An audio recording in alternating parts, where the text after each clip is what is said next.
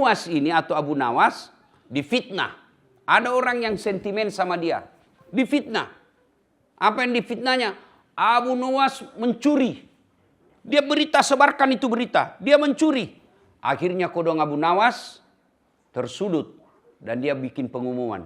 Itu fitnah. Bohong. Akhirnya digerebek rumahnya. Kira-kira Satpol PP. Gerebek rumahnya. Setelah diperiksa seluruh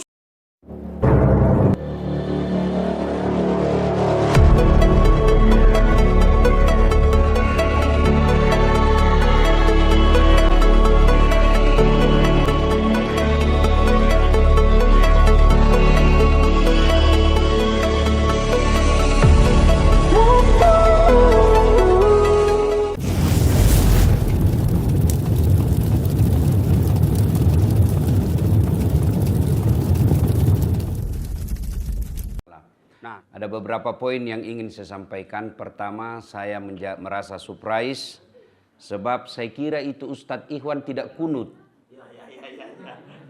Ternyata kunut. Masya Allah. Sementara ada jamaahku di kampung, sebelum dia pergi umroh, dia kunut. Pulang umroh, enggak kunut. Saya bilang, kenapa kau enggak kunut? Dia bilang, enggak kunut, saya lihat itu Abdurrahman As-Sudais. Sudah itu dia enggak zikir juga selesai sholat berjamaah. Saya bilang, kenapa kau tidak bersikir lagi setelah salat jamaah? Belum kau pergi umroh, kau sikir-sikir sama-sama. Nah bilang, Abdurrahman As-Sudais juga tidak sikir selesai sholat.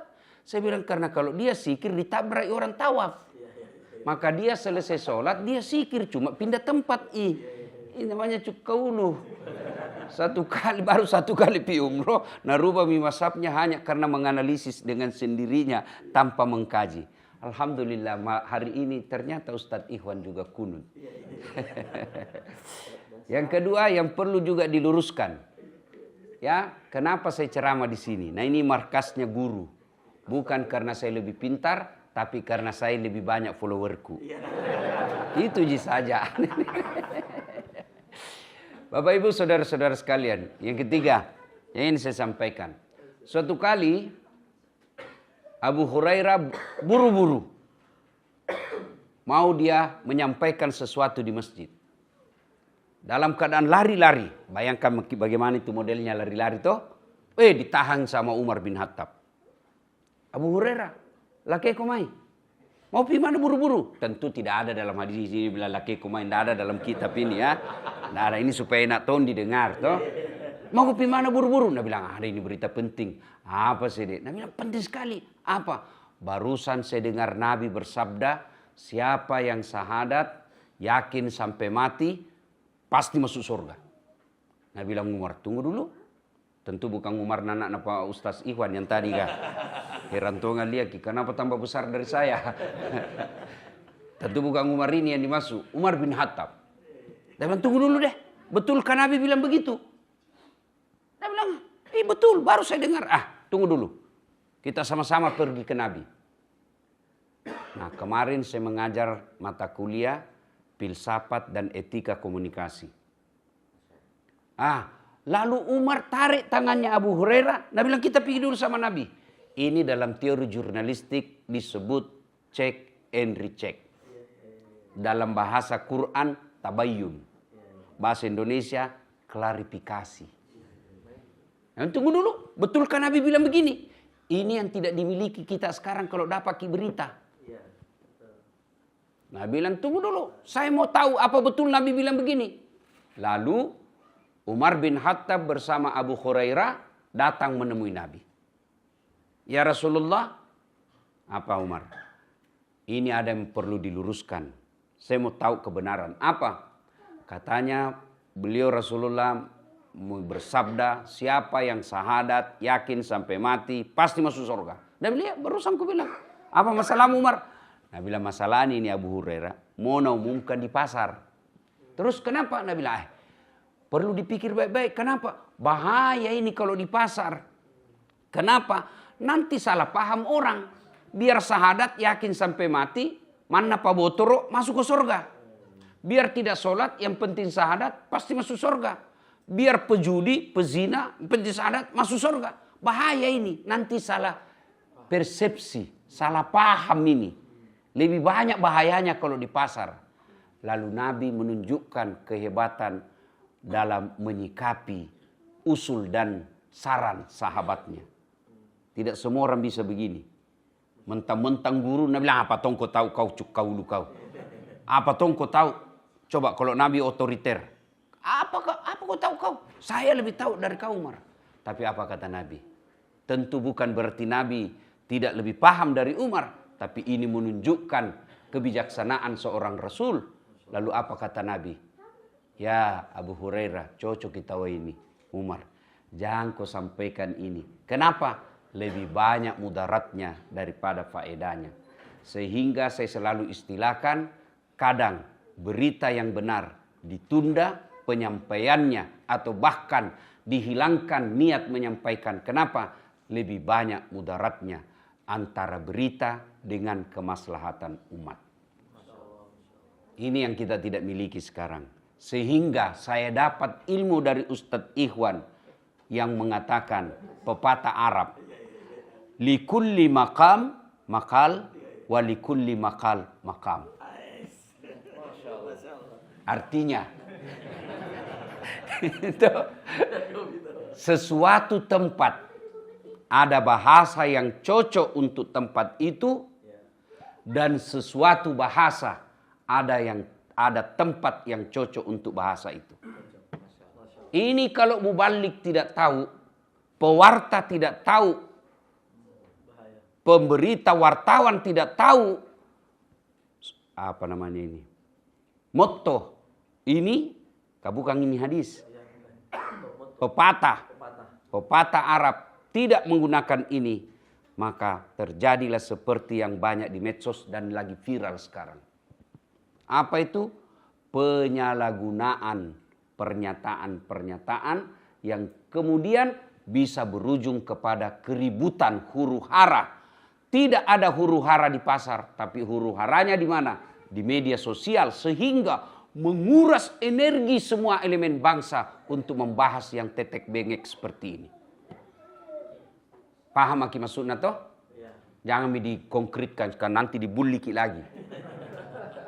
Nah, Bapak Ibu Saudara-saudara sekalian, karenanya seorang muslim yang baik agamanya, dia tidak akan gampang terprovokasi, tidak gampang termakan oleh berita yang mengandung berita hoax. Nah, pertanyaannya, masalahnya bagaimana kita mau tahu ini berita hoax atau tidak? Karena ternyata saya saja di grup mubalik yang nyata-nyata mubalik banyak juga menyebarkan berita-berita hoax.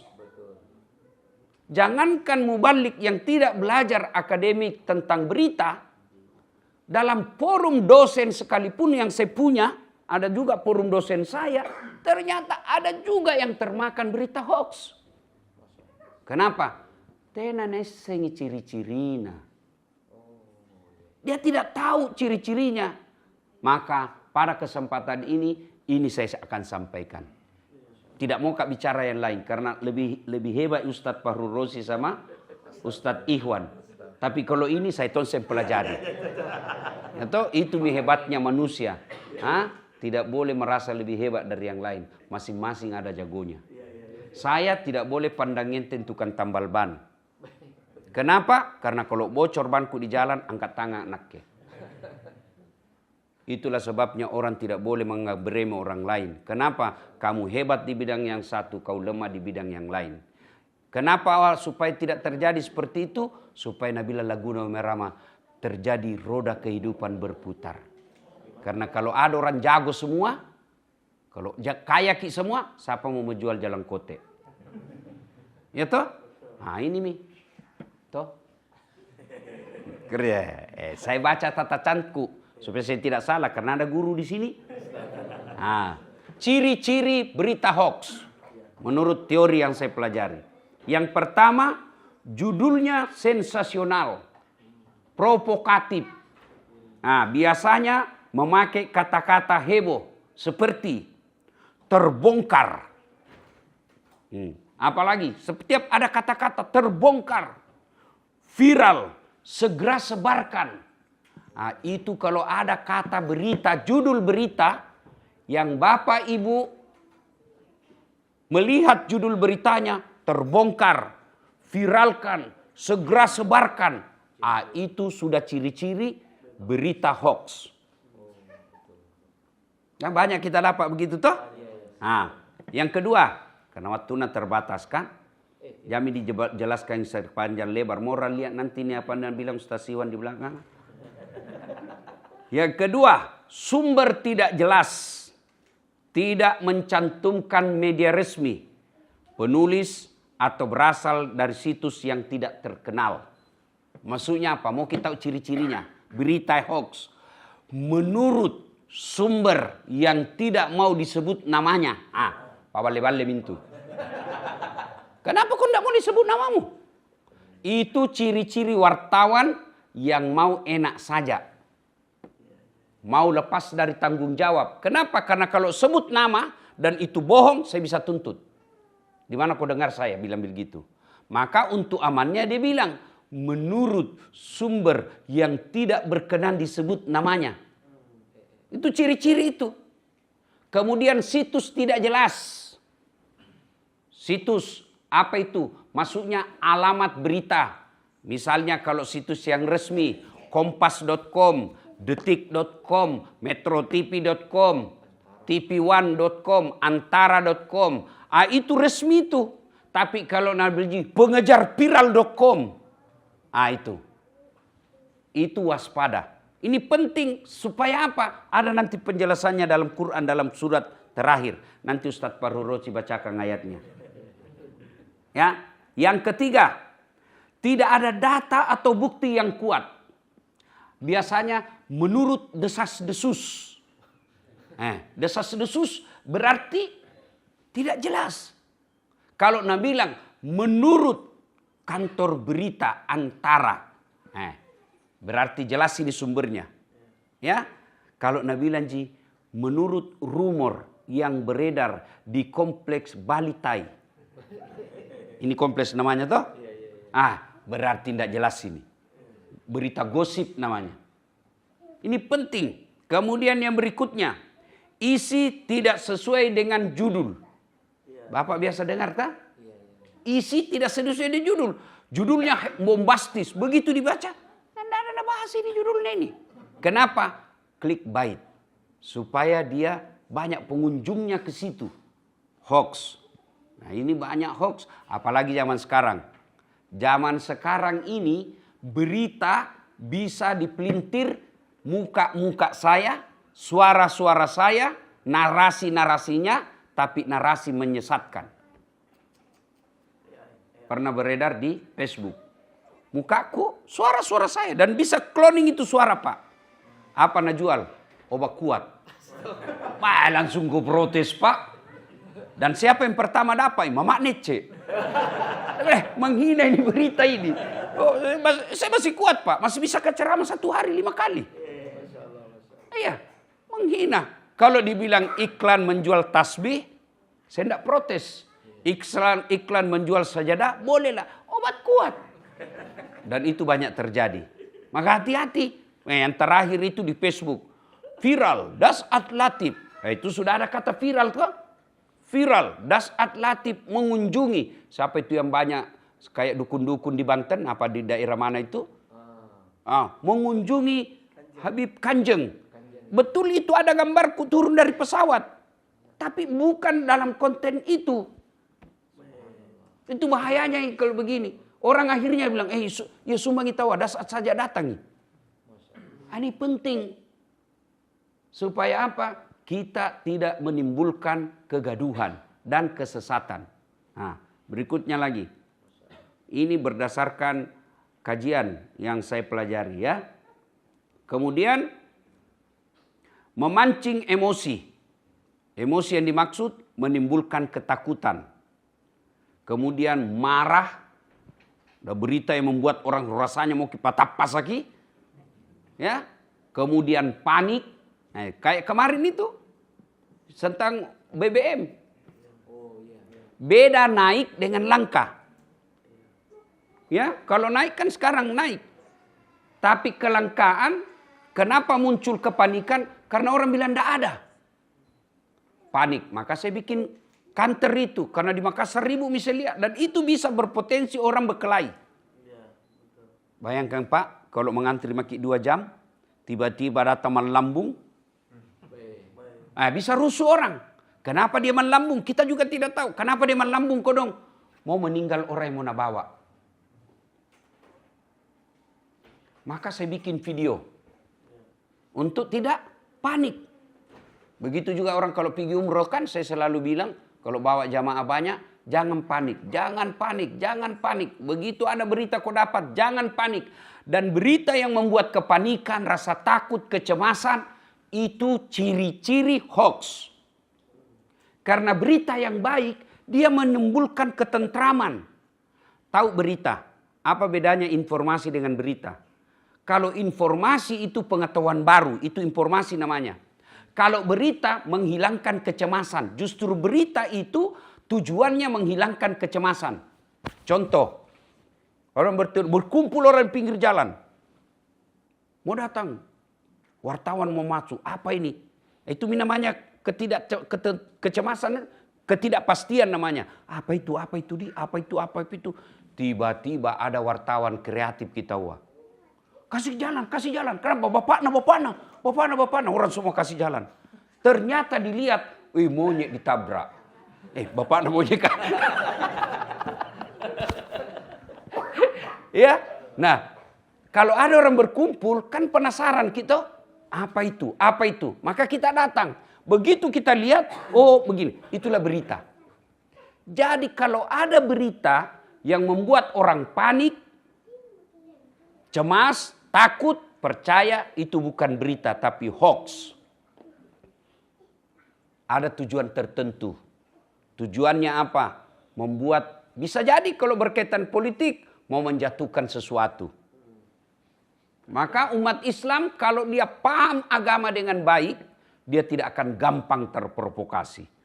Nah, berikutnya, bahasanya berlebihan atau tidak proporsional dan tidak profesional.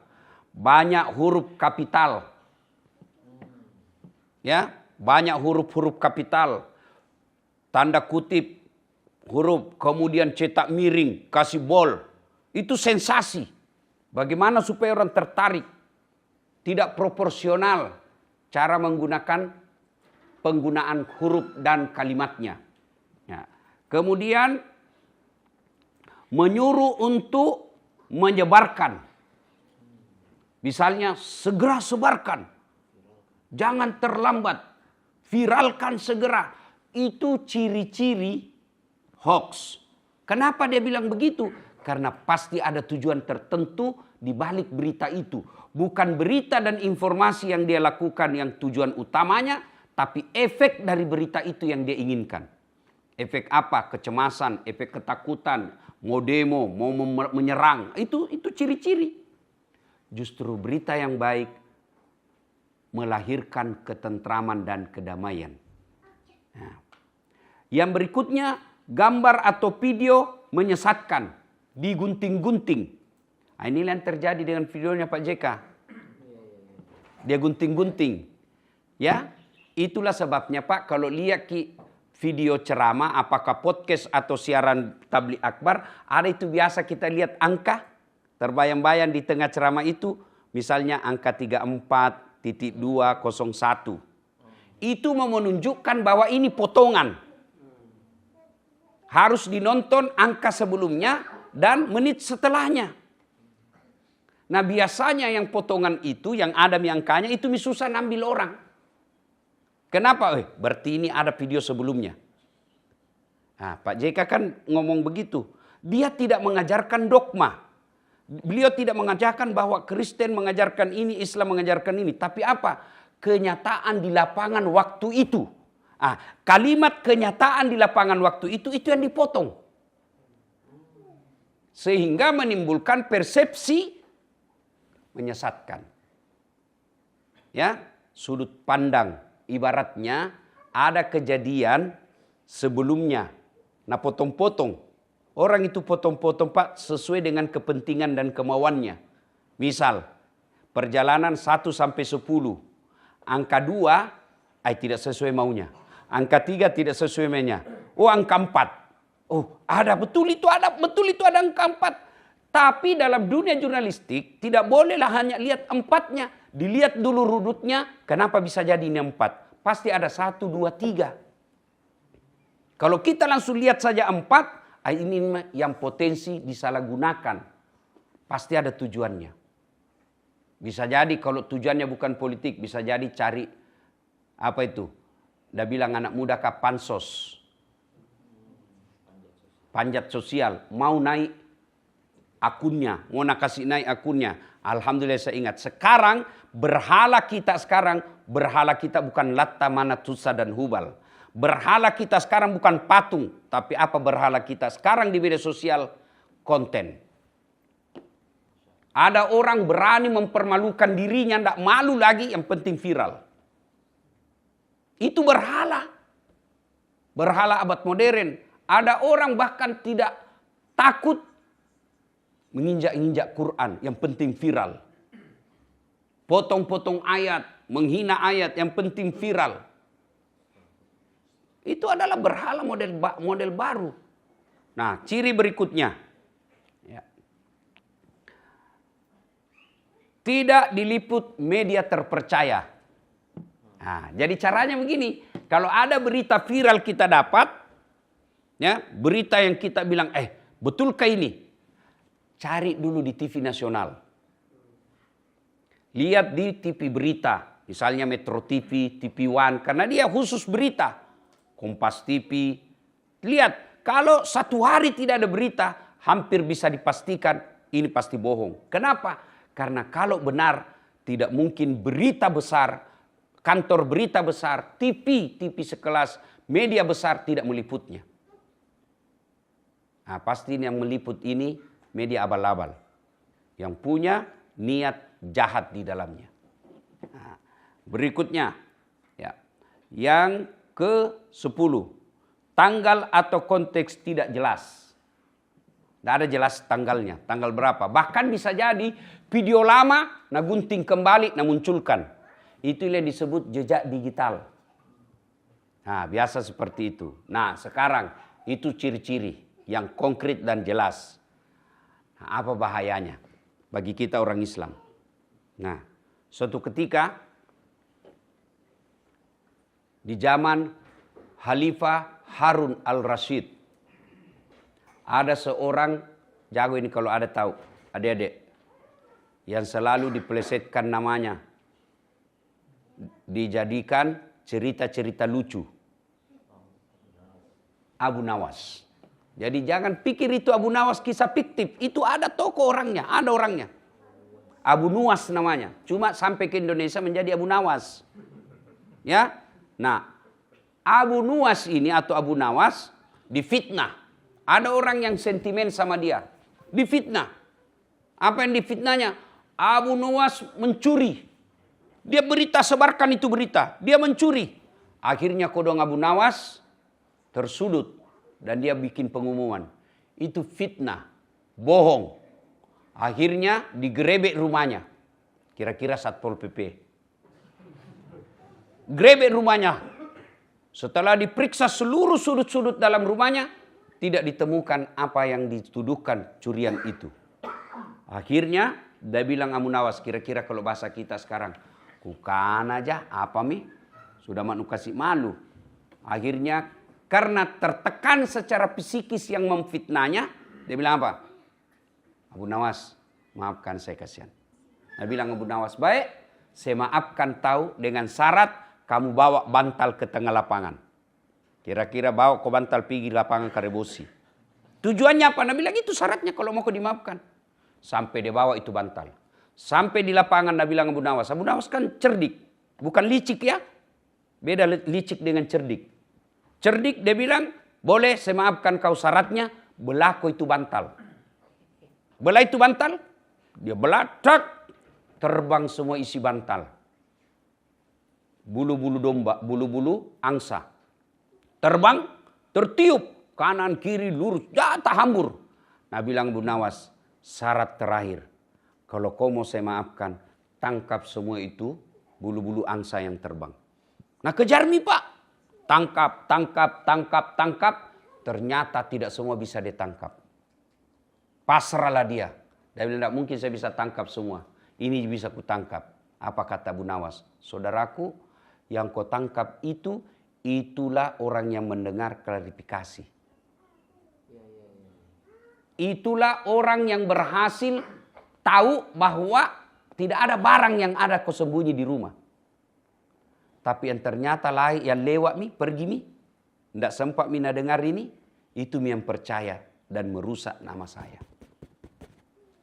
Itulah bahayanya fitnah dan ghibah.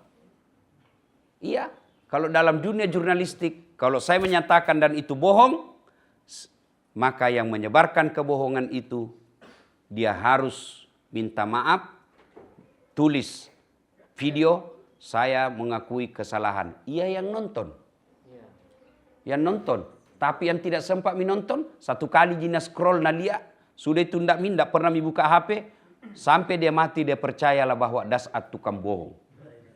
Padahal berita yang dia dengar itu ada klarifikasi berikutnya. Nah Bapak Ibu Saudara-saudara sekalian, maka Islam sangat perhatian soal hoax dan berita ini. Sehingga ada beberapa ayat surah dalam Al-Quran yang berbicara tentang bahayanya menyebarkan berita bohong. Yang pertama surah Al-Hujurat ayat 6. Di mana Allah berfirman, wahai orang-orang yang beriman, jika datang kepada kalian orang fasik. Adik-adik tahu itu fasik. Fasikun, apa itu? Kalau bahasa sekarang Islam pencitraan. Itu Islam pencitraan. Kalau mau Ramadan, boy pakai kisongko, pakai gamis, pakai serban, penampilan kala-kala ustad. Kalau Ramadan, sudah Ramadan kesurupan misalnya. Itu Islam pencitraan, pabale-bale. Fasik namanya itu. Lihat maka kalau kau tahu itu selalu bicara Islam, selalu bicara agama, tapi akhlaknya tidak baik, itu orang fasik. Apabila datang sekelompok orang fasik membawa suatu berita, maka telitilah. Teliti kebenarannya, bahasa Al-Qur'annya fatabayyanu. Lebih tinggi dari klarifikasi. Klarifikasi itu hanya dicek and recheck, tapi bahasa Quran teliti. Diteliti itu dicermati. Kalau dicermati itu di atasnya lagi klarifikasi. Diteliti siapa ini, apa begini. Itulah subhanallah bahasa Quran. Agar kalian tidak menimpakan suatu musibah kepada suatu kaum tanpa mengetahui keadaannya yang menyebabkan kalian menyesal atas perbuatan itu. Menyesal itu ada dua. Satu, kamu dianggap pembohong, pembawa berita menyesatkan. Yang kedua, bisa kau menyesal karena kena kau pidana. Namanya undang-undang penyebaran kebencian dan berita bohong. Bapak Ibu Saudara-saudara sekalian, inilah tausiah kita pada taklim kita kali ini.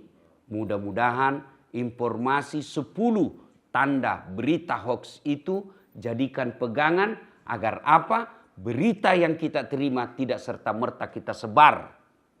Karena menunda penyebaran berita jauh lebih mulia di sisi Allah.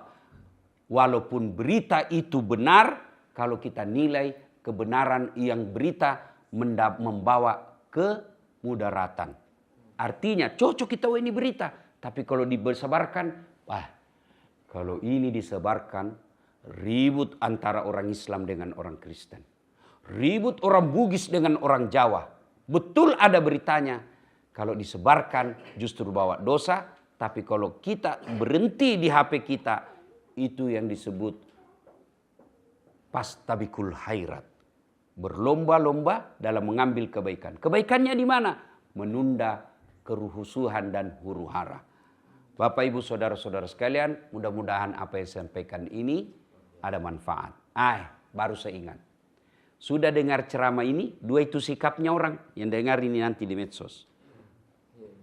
Karena ini sedikit di sini, tapi begitu saya disebarkan di YouTube, banyak penontonnya. 2 sikap. 1, ada sikap yang dia terima. Cocok kita ini. Itulah yang Allah bahasakan dalam Quran.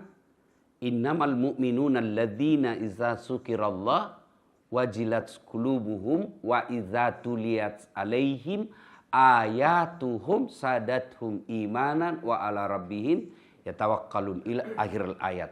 Orang beriman itu kalau dia sudah dengar ayat Allah, disampaikan ayat Allah seperti ini, maka dia akan bertambah imannya. Cocok kita wanju ustaz ka. Cocok. Nak keto jeng jonakanna. Bersyukur Pak. Berarti masih ada iman di dalam hati kita. Sikap pertama. Sikap kedua, cara deton justas ka. Kamatongia ahlina. Itu jena bisa itu karena banyak followerna. Inilah kena ayat tong ini. Wa thawaun alaihim a'anzartahum am lam tunzirhum ayo minum. Kau sampaikan ayat Allah atau tidak, sama saja mereka tidak akan beriman. Bahkan di ayat lain Allah jelaskan mereka lebih hina dari binatang. Allah secara terang benderang mengatakan kalau manusia seperti itu lebih hina dari binatang. Setelah saya baca ayat ini, saya lihat kakakku yang pelihara kambing di kampung. Cocok ini ayat ini. Ini ada contohnya. Kakakku jual beli kambing di kampung. Itu kambingnya Pak, kalau nak suka nak ganggu temannya, nak panggil penjaganya. Balui, pilih pasai balui. Dia tu beli deng, palisui. Tidak ada orang beli, nakali, bawa di pasar, jual li. Tidak ada beli, kasih pulangi, potongi. Setelah dipotong Pak, dagingnya jadi sate. Tulan-tulanna konro. Isi perutna coto. Pipina sop pipi. Lidana sop lidah. Ekorna sop buntut. Kakina sop kikil. Bibirna, lidana pun sop lidah. Kulitnya jadi perhiasan. Tanduknya perhiasan. Ituna obat kuat. Saya ingat waktu ku kecil dibakar itu. Yang bilang orang tua dulu, obat kuat ini nak.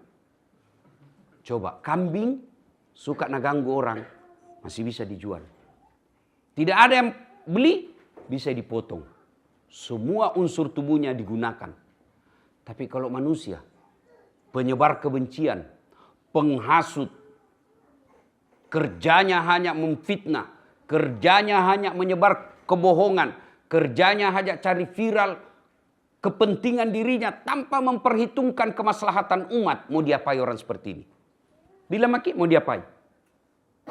Dijual siapa mau dibeli? Dipotong siapa mau makan? Di penjara masih merugikan negara. Kenapa? Masih dikasih makan kok. Inilah makna dari ayat. Kalau manusia tidak punya iman dan dia fasik, mereka lebih hina dari binatang. Siapa bilang? Quran, bukan saya. Semoga ada manfaat. Lebih dan kurang yang mau dimaafkan. Usikum wa nafsi bitaqwallah. Fastabikul khairat. Assalamualaikum warahmatullahi wabarakatuh.